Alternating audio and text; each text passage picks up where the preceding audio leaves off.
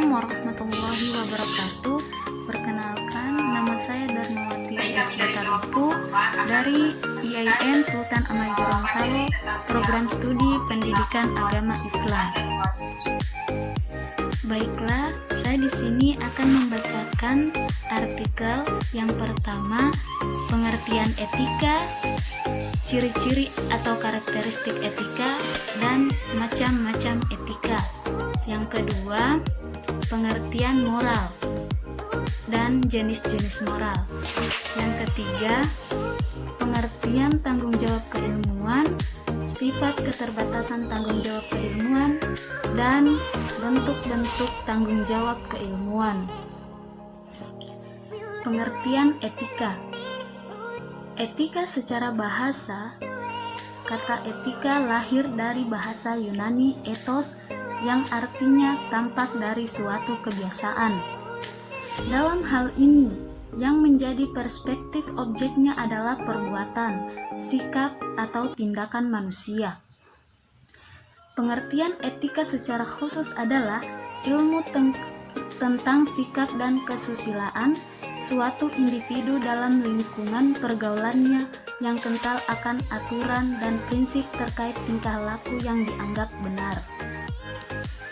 Etika secara umum adalah aturan, norma, kaidah, ataupun tata cara yang biasa digunakan sebagai pedoman atas asas suatu individu dalam melakukan perbuatan dan tingkah laku. Penerapan norma ini sangat erat kaitannya dengan sifat baik dan buruknya individu di dalam bermasyarakat.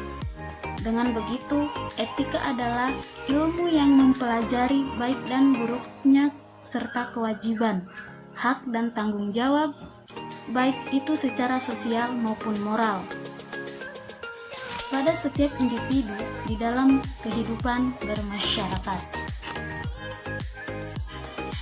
Adapun etika menurut para ahli terbagi menjadi 8. Yang pertama, menurut Aristoteles, bahwa etika mengacu pada upaya manusia untuk menemukan kebaikan terbaik yang dapat mereka bangun. Baginya, semua manusia akan berusaha keras mencapai kebahagiaan mereka. Aristoteles percaya bahwa kebahagiaan adalah aktivitas jiwa yang sifatnya paling mulia. Yang kedua, menurut Poe Wadarminta, bahwa etika adalah ilmu pengetahuan terkait perbuatan dan perilaku manusia dilihat dari sisi baik dan sisi buruknya yang ditentukan oleh manusia pula. Yang ketiga, menurut Soegarda Poe Bakawatja, bahwa etika adalah suatu ilmu yang memberikan arahan, acuan, dan juga pijakan pada suatu perilaku atau perbuatan manusia.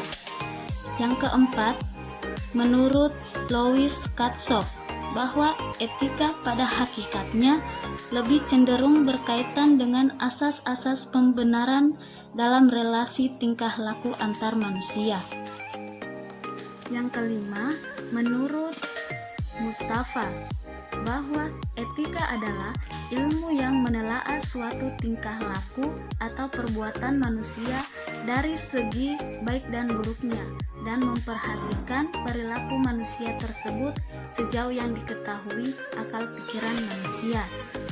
Yang keenam, menurut Bertens, bahwa etika dibagi menjadi 3. Yang pertama, etika adalah nilai moral dan norma yang menjadi pedoman baik bagi suatu individu maupun suatu kelompok dalam mengatur tindakan dan atau perilaku. Yang kedua, etika berarti ilmu mengenai baik dan buruknya manusia atau moral. Yang ketiga, etika juga diartikan sebagai kumpulan nilai moral dan asas atau kode etik. Yang ketujuh, menurut Profesor Robert Salemon, bahwa etika adalah karakter atau kepribadian suatu individu atau hukum sosial yang mengendalikannya, mengatur juga membahas terkait perilaku individu. Yang kedelapan, Sumaryono, bahwa etika sebagai studi yang membahas mengenai suatu kebenaran dari tindakan atau perilaku manusia atas kodrat atau fitrah yang memang sudah melekat pada diri manusia itu.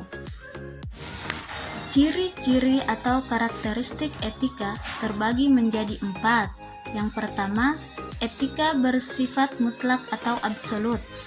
Berarti, sebuah etika berlaku untuk siapa saja, di mana saja, dan kapan saja. Etika sebagai prinsip yang tidak dapat dinegosiasikan dan tidak pula tergantung dengan dasar moral yang berubah-ubah. Contoh, membunuh dan merampas hak atau milik orang lain merupakan perbuatan dan tindakan yang tidak bermoral, apapun itu alasannya. Yang kedua, etika tetap berlaku meskipun tanpa disaksikan oleh orang lain. Umumnya, etika tetap berlaku meskipun tidak disaksikan oleh siapapun. Hal itu karena etika berkaitan dengan hati nurani dan prinsip hidup manusia yang baik. Contoh, apabila ada individu yang mencuri meskipun tak diketahui oleh orang lain, tetap saja itu merupakan suatu tindakan yang telah melanggar etika dan norma yang telah berlaku. Yang ketiga, etika berhubungan dengan cara pandang batin manusia. Pada hakikatnya, setiap manusia tentu diajarkan berbagai hal yang boleh dan hal yang tidak boleh. Maka lambat laun manusia akan mengetahui perkara yang baik dan buruk, sehingga akan terbentuk dan tertanam di hatinya. Dan yang keempat, etika berhubungan dengan perbuatan, perilaku, dan tingkah laku manusia. Intinya, bagaimanapun juga, etika sangat amat berkaitan dengan perilaku dan perbuatan yang dilakukan oleh individu itu sendiri. Etika bukan hanya diperlakukan di lingkungan bermasyarakat saja, melainkan juga di lingkungan profesi. Setiap profesi pasti erat kaitannya dengan etika terkait nilai, norma, dan kewajiban moral. Maka dari itu, setiap anggota suatu profesi harus sadar bahwa pekerjaannya memiliki keterkaitan moral tertentu. Macam-macam etika terbagi menjadi 4. Yang pertama, etika berdasarkan jenisnya. Yang kedua, etika berdasarkan cakupannya. Yang ketiga, etika berdasarkan lingkungannya. Dan yang keempat, etika berdasarkan sumbernya. Etika berdasarkan jenisnya terbagi menjadi 2. Yang pertama, etika normatif, dan yang kedua, etika deskriptif. Etika normatif adalah jenis etika yang berusaha menentukan dan menetapkan berbagai perilaku perbuatan, sikap ideal yang seharusnya dimiliki oleh tiap individu di dalam hidup ini. Etika deskriptif adalah jenis etika yang berusaha memandang perilaku dan sikap individu, serta apa yang individu itu kejar di dalam hidup ini atas perkara yang memiliki nilai. Etika berdasarkan cakupannya terbagi menjadi 2. Yang pertama, etika khusus, dan yang kedua, etika umum. Etika khusus merupakan jenis etika yang menjadi suatu implementasi dari prinsip atau asas moral di dalam kehidupan individu secara khusus. Etika umum merupakan jenis etika yang berkaitan dengan situasi dan kondisi dasar mengenai perilaku dan tindakan individu secara etis. Etika berdasarkan lingkungannya terbagi juga menjadi 2. Yang pertama, etika individual dan etika sosial. Etika individual merupakan etika yang memiliki kaitannya dengan sikap dan kewajiban dari individu atas dirinya sendiri. Etika sosial merupakan jenis etika yang memiliki kaitannya dengan sikap dan kewajiban, serta perilaku suatu individu sebagai umat manusia. Etika berdasarkan sumbernya terbagi menjadi dua. Yang pertama, etika teologis, dan yang kedua, etika filosofis. Etika teologis adalah jenis etika yang berhubungan dengan agama juga kepercayaan suatu individu, tanpa adanya batasan pada suatu agama tertentu. Ada dua hal yang perlu ditekankan dalam etika teologis ini. Yang pertama, etika teologis tidak dibatasi oleh suatu agama saja. Hal itu karena mengingatnya banyaknya jumlah agama di dunia ini. Yang kedua, etika ini merupakan lingkupan dari etika umum yang sebagian besar individu telah menerapkan dan mengetahuinya. Etika filosofis. Etika filosofis adalah jenis etika yang lahir dari kegiatan berpikir atau berfilsafat yang dilakukan oleh individu dan termasuk dalam bagian dari filosofis atau berdasarkan filsafat. Pengertian moral. Moral secara etimologis, kata moral berasal dari kata mos dalam bahasa Latin. Bentuk jamaknya mores yang artinya adalah tata cara atau adat istiadat. Adapun pengertian moral menurut para ahli terbagi menjadi 20, yakni menurut Elizabeth Barger Harlock, menurut Maria Jewanta, menurut Russell, menurut Franz Magnus Suseno, menurut Immanuel Kant, menurut Poe Darminta, menurut Sonny Kerap, menurut Zainuddin Saifullah Nainggolan, menurut Kaplan, menurut Dewey, menurut Maria Assumpta, menurut Merriam Webster, menurut Baron, menurut Dian Ibung, menurut Magnus Susino, menurut Safer, menurut A. Mustafa, menurut Imam Soekardi, menurut Wiwit Wahyuning, dan menurut Gunarsa. Menurut Harlock, pengertian moral adalah menyangkut kebudayaan beserta adat istiadat yang sedang bersemayam di tengah-tengah masyarakat. Tentunya, setiap daerah memiliki tingkatan berbeda-beda, tergantung kondisi dari wilayah tersebut beserta kebiasaan penduduk setiap harinya. Menurut Maria Jewanta, bahwa moral adalah suatu kemampuan yang dimiliki oleh seseorang dalam hal menentukan pilihan atau membuat keputusan akan kejadian tertentu dalam dirinya.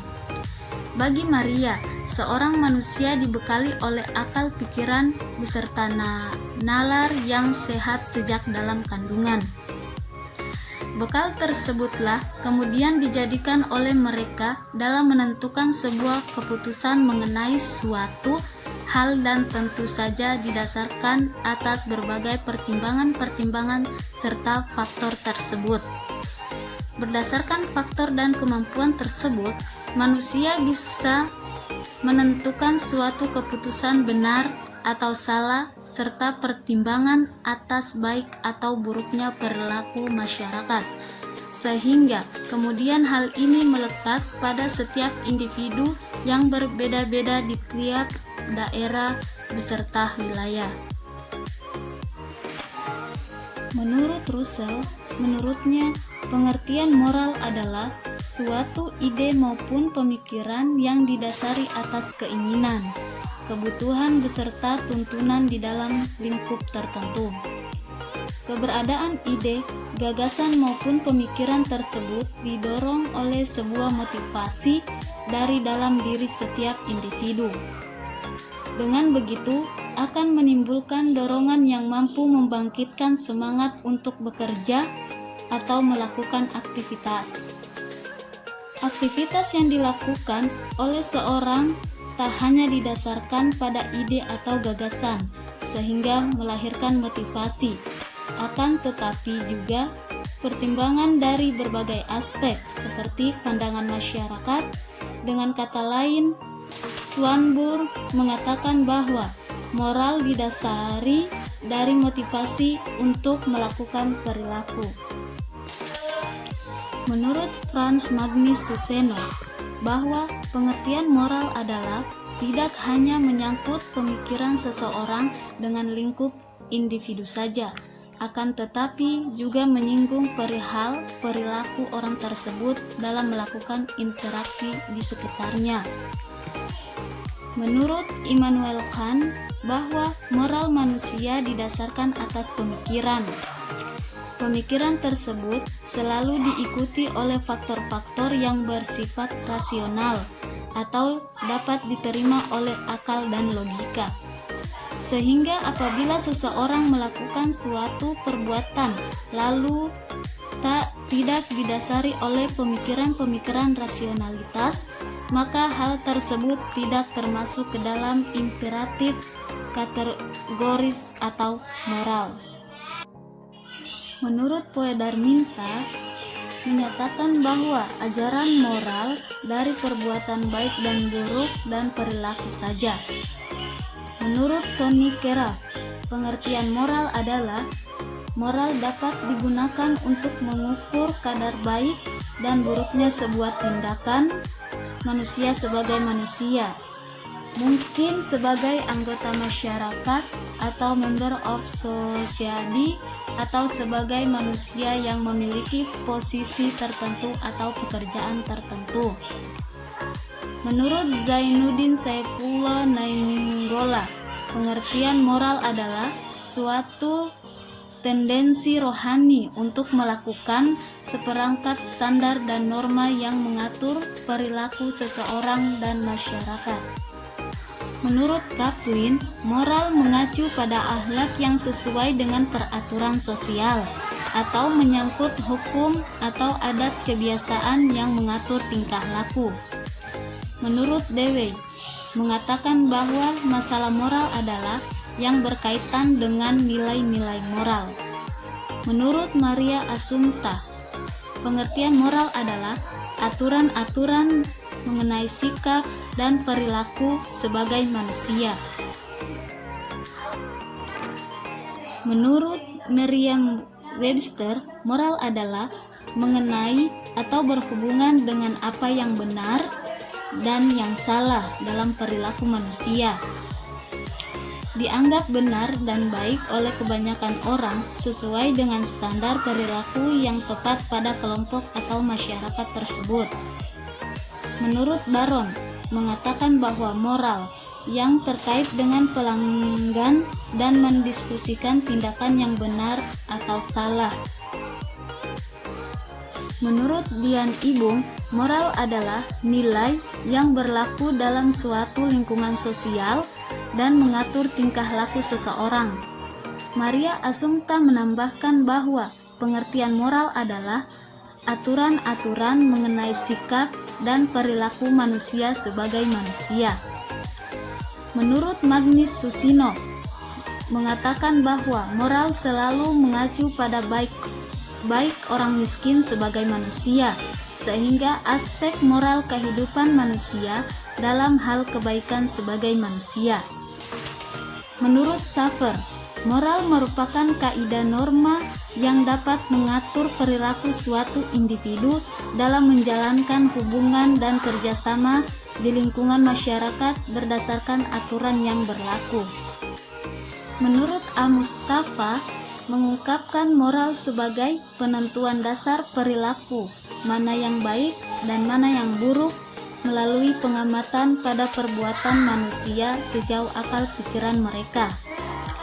Menurut Imam Sukardi, moral adalah kebaikan bahwa seorang pria dengan langkah-langkah yang diadopsi oleh aksi bersama. Menurut Wiwit Wahyuning, menurutnya ketika seseorang berbicara tentang nilai moral, pada umumnya akan terdengar sebagai sikap dan perbuatan setiap individu terhadap kehidupan orang lain. Dan menurut Gunarsa, arti moral adalah seperangkat nilai-nilai berbagai perilaku yang harus dipatuhi. Adapun jenis-jenis moral dapat dibagi menjadi dua, yaitu moral murni dan moral terapan. Moral murni atau disebut juga hati nurani yaitu moral yang terdapat dalam setiap manusia sebagai suatu bentuk dari anugerah Tuhan. Tuhan pasti memberikan moral yang baik pada setiap umatnya seperti penyayang, jujur, sopan santun, berakhlak baik, bertawakal, dan lain-lain. Namun situasinya dapat berubah apabila masuk ke moral terapan. Moral terapan merupakan sesuatu yang didapat dari aturan berbagai ajaran adat, agama, filosofis yang menguasai kehidupan manusia sesuai lingkungan tempat tinggal mereka. Moral terapan adalah hasil rekonstruksi lingkungan. Oleh karenanya terdapat dua jenis, yaitu moral baik dan buruk. Moral baik seperti jujur, sopan, dan santun, dan yang buruk seperti suka mencela, mencuri, dan berbohong. Pengertian tanggung jawab keilmuan. Istilah tanggung jawab secara etimologis menunjuk pada dua sikap dasar ilmu dan ilmuwan, yaitu tanggung dan jawab. Ilmu dan ilmuwan termasuk lembaga keilmuan.